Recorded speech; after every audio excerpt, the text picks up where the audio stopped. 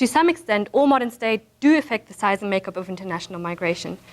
If we imagine a world without any policies, there would probably be much more movement than we see now. Governments determine the proportion of migrants who enjoy legal status, the specific membership rights associated with different legal categories, and how policies are enforced. And I would just like to share with you two quotes. One by the sociologist Rogers Brubaker, who explains that through the ability to set the price of entry, including specifically the price of illegal entry, states do have a substantial capacity to control migration. And the other by Heinde Haas. He is a political scientist at Oxford University. And this is a quote from a working paper of his, so I shouldn't really quote him. But he says that since state policies simultaneously constrain or enable immigration and emigration of particular age, gender, skill, ethnic, regional groups along particular geographical pathways, states perhaps play a more significant role in structuring immigration through influencing the initial composition of spatial patterns of migration rather than in affecting overall volumes and long-term trends, which particularly in liberal democracies appear to be primarily affected by other economic, social, and cultural migration determinants. So again, what I'm looking at here is the question in how far policy does have a big impact on the original emergence of new flows. In this context, we have to see that Latin American immigration policy making has differed from European and US American policy in recent years. At a time in which many European and US American governments formulated restrictive policies in the light of national security, the war on terrorism, or the global economic crisis, some Latin American countries have liberalized their immigration laws and regulations. To give a few examples, Argentina, Brazil, and Chile all passed mass amnesty in the past 5 years. In 2004, Argentina introduced a completely new migration law, which grants a number of social rights, such as the access to healthcare and education, even to irregular migrants. Both Argentina and Ecuador in the new constitution of 2008, clearly state the people's right to migrate. There are very few countries worldwide that do that. In June 2008, as I mentioned before, Ecuador furthermore implemented this general visa-free travel, although they reintroduced a few exceptions now. I think one can say that apart from Puerto Rico, which obviously falls under the US jurisdiction, Costa Rica and Mexico are perhaps the only two countries in the region that still pursue rather restrictive policies. And they're obviously, in both cases, US influence doesn't seem to be, is a possibility, put it that way. But my point here is that this policy differential between Latin America and Europe really invites us to explore the impact of these policies on these new African flows.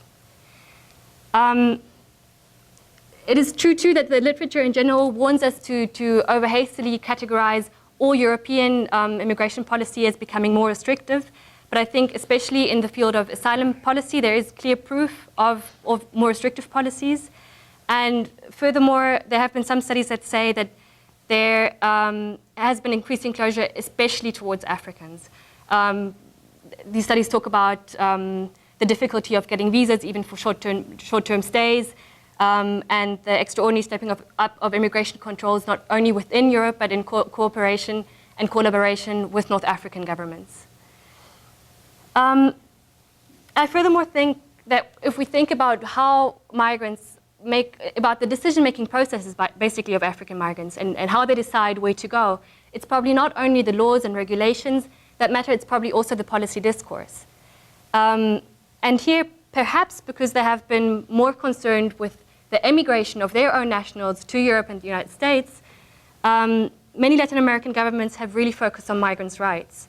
And I would like to give you two examples. One is the Foreign Minister of Ecuador, Maria Isabel Salvador, and she quoted President Correa in the United Nations in September 2009 by saying, "There are no illegal human beings, only practices that violate the rights of persons." And this really has been the public discourse of Correa and his government, at least until up to very recently. To give you a second example, the Director of Immigration of Argentina, Fernando Manzanares, in 2010, in an interview with journalists, polemically declared that African migration to Latin America was a reflection of history. what happened with European immigrants 100 years ago is now happening with African immigrants. And to come back to your earlier comment, obviously this is quite an euphemistic statement if we remember that the open doors policy of Argentina has been hugely tainted by racist ideology and by the idea that the underdevelopment of Argentina was due to the racial inferiority of the people and that they needed to bring Europeans to cure this inferiority. So I think in any case, if that's the discourse, if this is the discourse we saw in Latin America, we still see in Latin America, it stands in sharp contrast to the recent European debate about African immigration, especially after the influx of migration after the social uprisings in North Africa, where, for example, Berlusconi spoke about the fact that Italy could not cope with the human tsunami, he said, of Africans floating into Italy. And so I'm wondering whether the general anti-immigrant rhetoric of right-wing populist parties in Scandinavia, France, and Italy, whether that's something that influences migrants' decision where to go and their understanding of the risks and costs they would have to accept if they in fact tried to reach Europe. So basically, conceptually, what I'm thinking is if Latin America and Europe, to simplify the argument and only talk about Europe and Latin America, if they had the same kind of restrictive policies, Africans would probably all keep moving to Europe because they there could best maximize their income and best maximize their situation. But I'm thinking, what happens if Latin America, what happened when Latin America in recent year really liberalized and to some extent opened up their doors? Does the calculation of Africans of where to go then change? I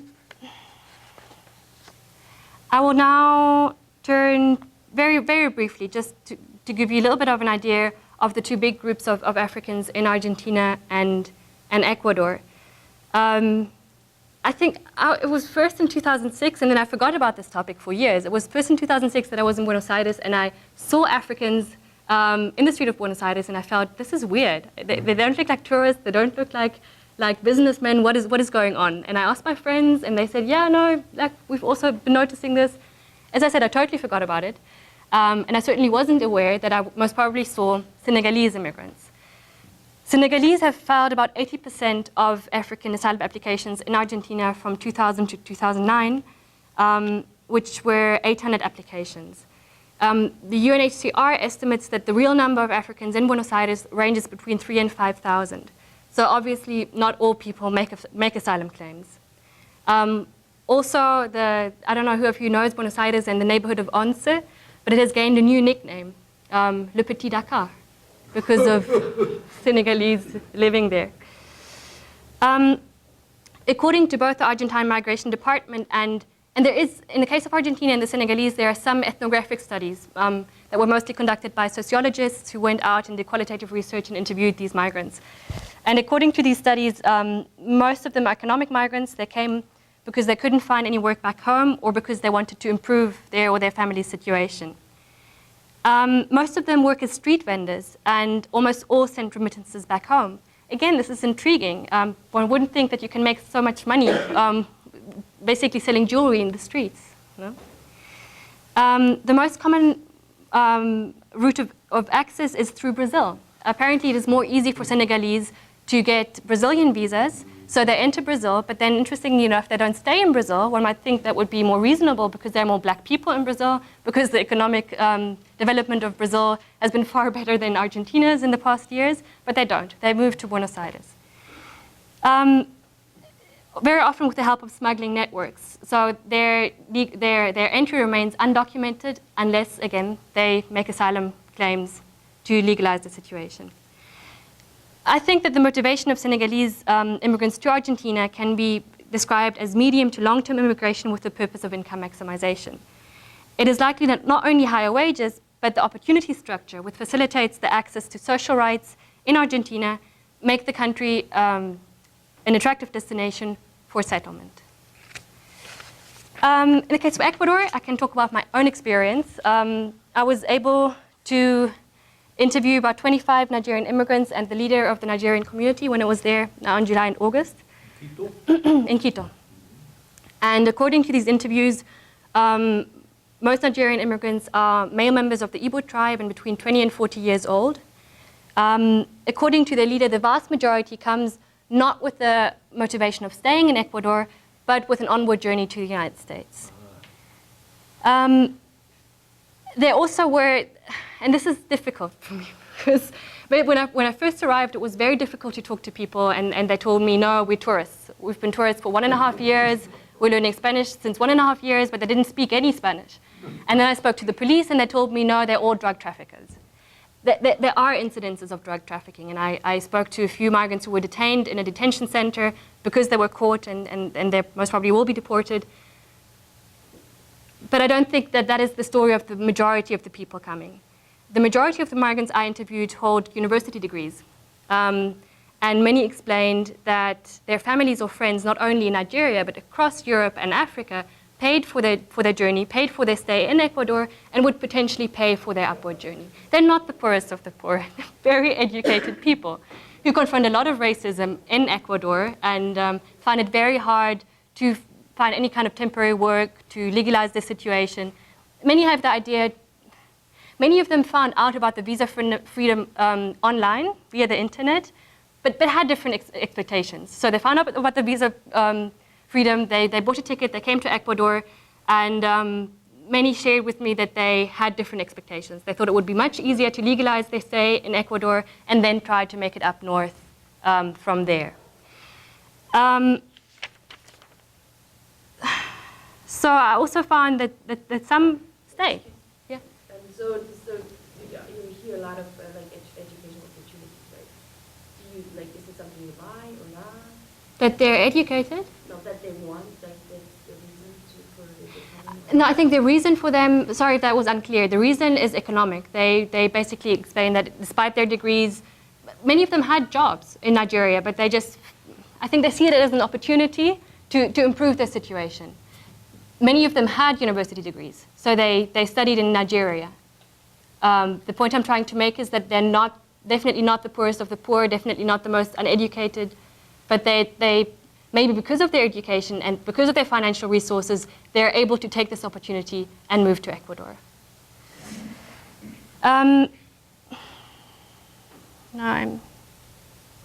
So I think in sum, I would like to say that the reason for leaving their home countries definitely is the economic motivation of income maximization, or if we want to include social and political factors, to increase your general standard of living or situation, whatever you want to call it. I think that the reason for choosing Latin America is that this liberalization of policy in some country really creates a new opportunity structure.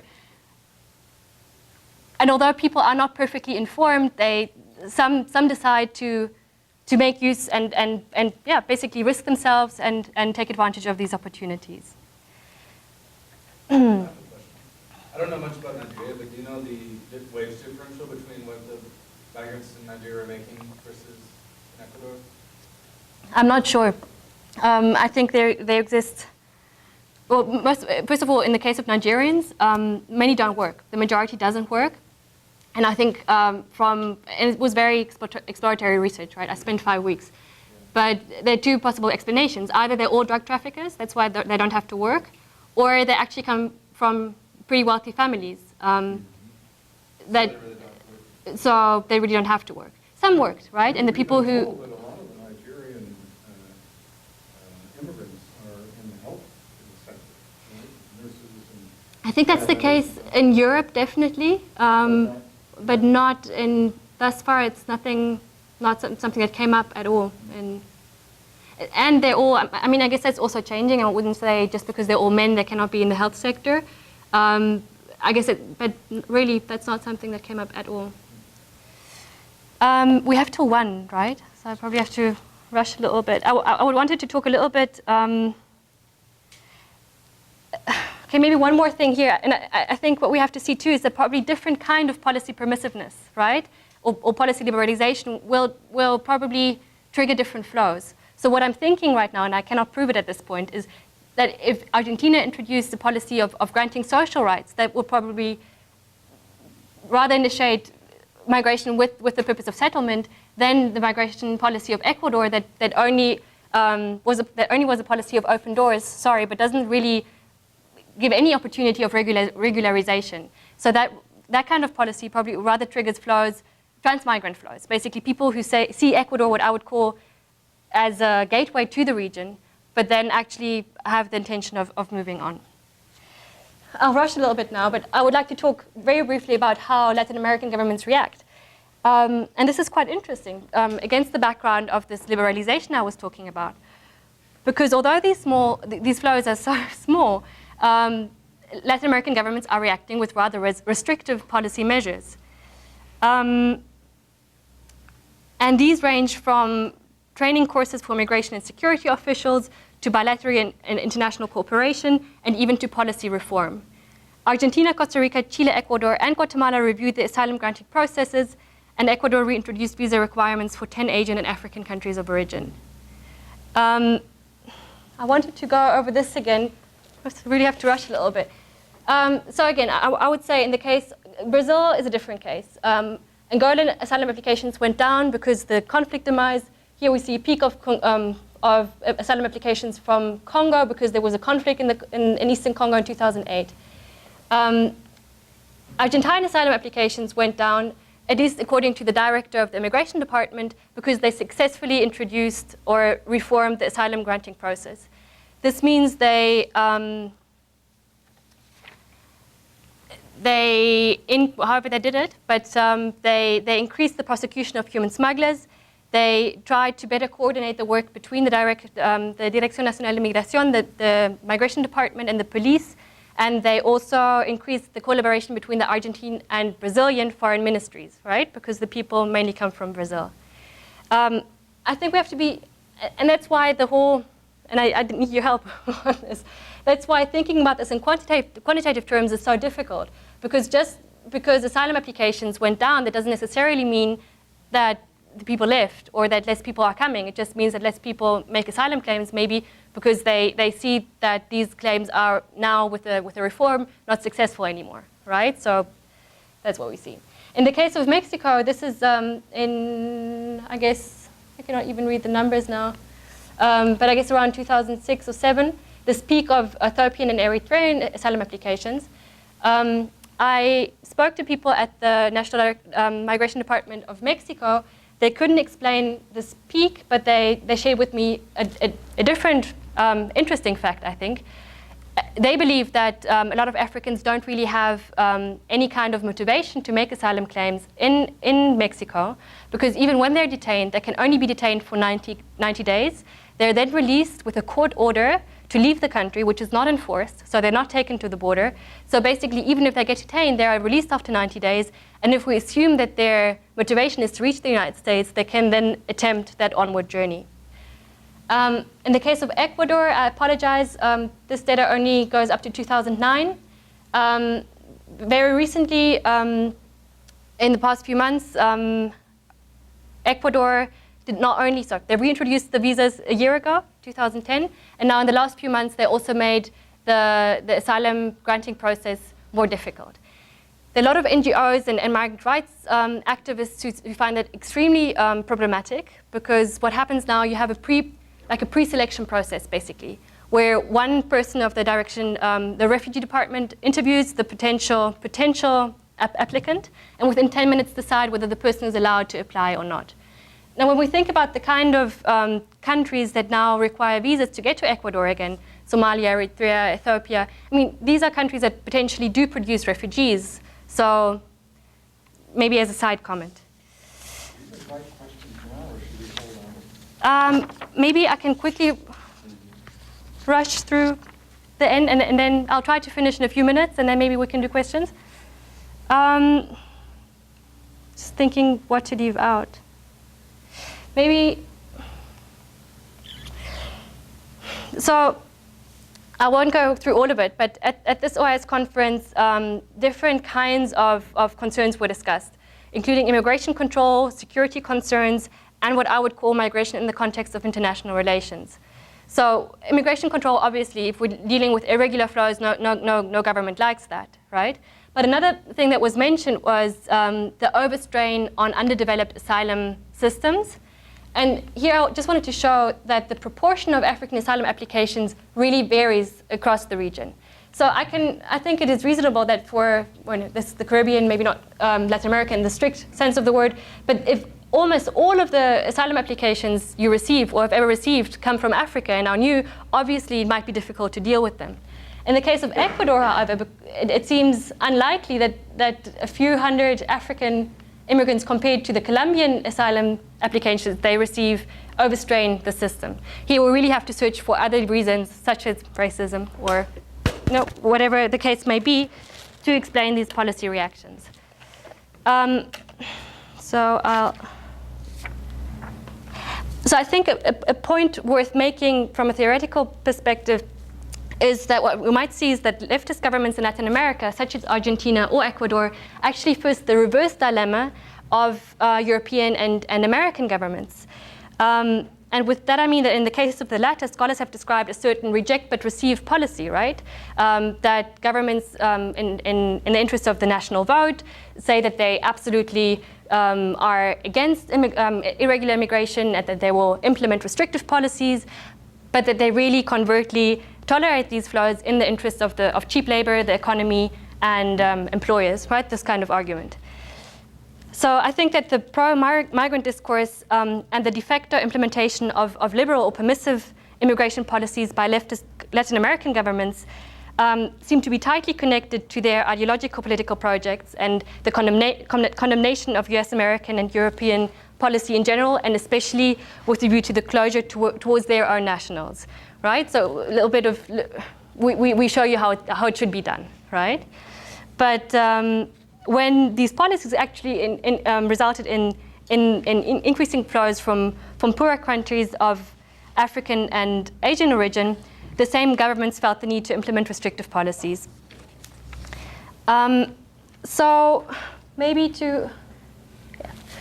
So now this is sort of the empirical background, and the question obviously as academics is what kind of research agendas should we develop? What kind of questions should we now really ask, or what kind of things should we try to prove? And I think in migration theory in general, there are like usually two separate sets of questions that are being asked. One are the determinants of migrant flows, and the other is the question, what determines immigration policy?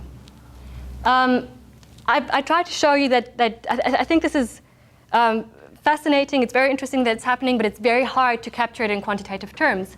Now, if you want to run any kind of regression analysis, what political scientists, economists have done, you would need two things in this case. You would first of all need to be able to quantify flows either on a national or regional level, and you would have to quantify policy. The part of quantifying immigration policy is difficult in itself. There is a project my supervisor in LSE is involved in with a number of other universities worldwide, which is called the IMPALA, the International Migration Policy and Law Analysis Project. So if this could be done, and if I could in fact find or maybe concentrate on asylum data, theoretically one could try to come up with a quantitative model. Obviously, another possibility always are qualitative case studies. And I think the questions regarding immigration policy we might ask, given this empirical context, are why Latin American governments liberalize their immigration policy in the first place, why Latin American governments react to such small inflows of extracontinental immigrants, and how do both relate to the leftist political projects of Latin American governments. And as a very last point, I think maybe in general we have to rethink migration theory a little bit to encompass the specific conditions of South-South migration. I think maybe we have to think not only in the reasons why countries move from country A to country B, maybe we have to step back a little bit and really try to conceptualize what I would call a global opportunity structure to then understand why people move where. I think relative development levels might matter in this context. If it's easier to go to Argentina, even if I cannot increase my income by so much, it might still be more interesting to go there than to not get into Europe in the first place, for example. And I think if we think about South-South migration, the lack of information is a point that is really important. and that's what I found in the case of Ecuador, that people come because they can, but they don't really know what to expect. And maybe I'll stop here definitely. I'm open for your questions now. And I would like to go back to the question on wage differentials, right? And I think there, in cases of other nationals, and I can think of a group of Bangladeshi men I interviewed who paid $15,000 to human smugglers to get to Ecuador, very humble people, who believed that Ecuador was part of the United States because they have the dollar, and who were made believe that they would at least earn $1,500 per month, which unfortunately is not the minimum wage in Ecuador. It ranges at about $200. So, I know, yeah, please. Yeah. Two comments that may be helpful to you. One is the peak that you observed in the migration data, the recent peak. It's not so much the peak, it's the fall from the peak. And you talked about, they seem to be behaving, some of them at least, like two-stage migrants, which is very common in the literature. And it could be that these folks that are in Ecuador that you're interviewing see it as a two-stage migration decision. So they're coming to Ecuador and then want to go to the U.S., but the U.S. labor market sucks right now, so you sit on your hands in Quito and wait in the queue. So you could be observing that peak and then the fall off because potential immigrants in Senegal and Nigeria realize this is a bad time to make the two-step move. And stay in Ecuador. Yeah. That's point number one. Point number two, I don't think you should apologize for these small numbers. Okay. Because in 10 or 20 years from now, you'll be in high demand. I had that in my presentation, and then I was told, but you cannot prove that. Right? Well, you can prove it in two ways. One of them is every single region and every single country, ever since the Irish famines in the 1840s, has undergone a life cycle curve, or what sociology